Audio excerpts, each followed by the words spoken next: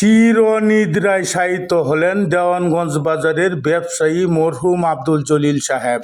JTV, সময়ের সাথে সত্যের পাশে। ময়মনসিংহ জেলার নান্দাইল উপজেলার 11 নং খারোয়া ইউনিয়নের দেওয়ানগঞ্জ বাজারের ওয়ার্কশপ ব্যবসায়ী, সহজ সরল সাদা মনের, যার মুখে সবসময় হাসি লেগে থাকত, আব্দুল জলিল সাহেব গত রাতে স্ট্রোক করে মৃত্যুবরণ করেন। মরহুম আব্দুল জলিল সাহেবের জানাজার নামাজ আজ সকাল 11 ঘটিকার সময় মহেশকুড়া আলিম মাদ্রাসা ময়দানে অনুষ্ঠিত হয়। মরহুম আব্দুল জলিল সাহেবের জানাজায় অংশগ্রহণ করেন নান্দাইল, হুসেনপুর ও গফরগাঁয়ের অগণিত মানুষ। শ্রদ্ধেয় মুসল্লিয়ান, আসসালামু আলাইকুম। আজকে যিনি ভাইয়া,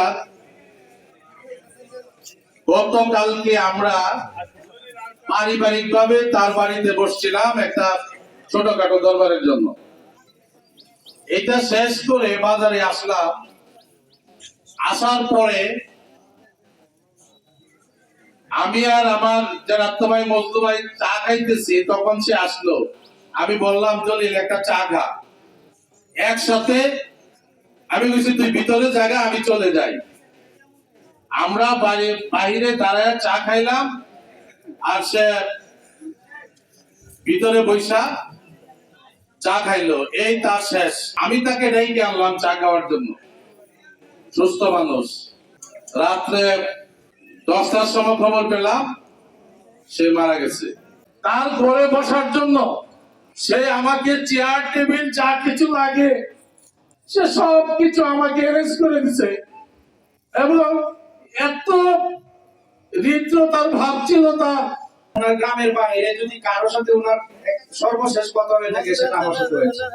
উনি কাদিরপুর থেকে শৌখিনের সাথে দাওয়াত খেয়ে যখন আসে, আমি আসরের নামাজ পড়ে বাড়ি থেকে বের হই, রাস্তার মাঝে দেখা, দীর্ঘক্ষণ কথা হয়েছে। আব্দুল জলিল সাহেব বাংলাদেশ জাতীয়তাবাদী দলের একজন সৈনিক ছিলেন।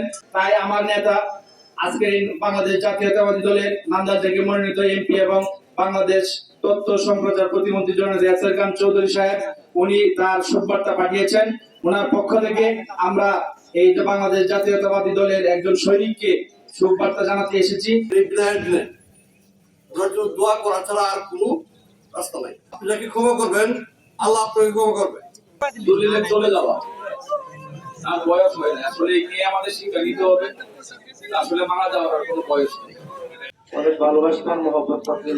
ইমান যদি আবার পরিপূর্ণ হয়, নামাজ যদি সুন্দর হয়, তাহলে দুনিয়ার জীবন আপনার আমার জন্য সুন্দর হবে। থাকবো আপনাদের কাছে। সবাইকে ধন্যবাদ। আমি এ পর্যায়ে মাইয়াদের বড় ছেলে, আমি আসলে কথা বলতে পারবো না। বরিশাল আমি গিয়েছি ওর বিয়ে করানোর।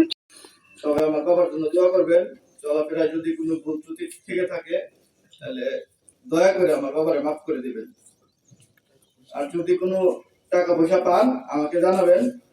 আমার চাচার আছে, চেয়ারম্যান চাচা আছে, আমাকে জানাবেন, তাদেরকে জানাবেন, আমি এটা পরিশোধ করার চেষ্টা করবো ইনশাআল্লাহ।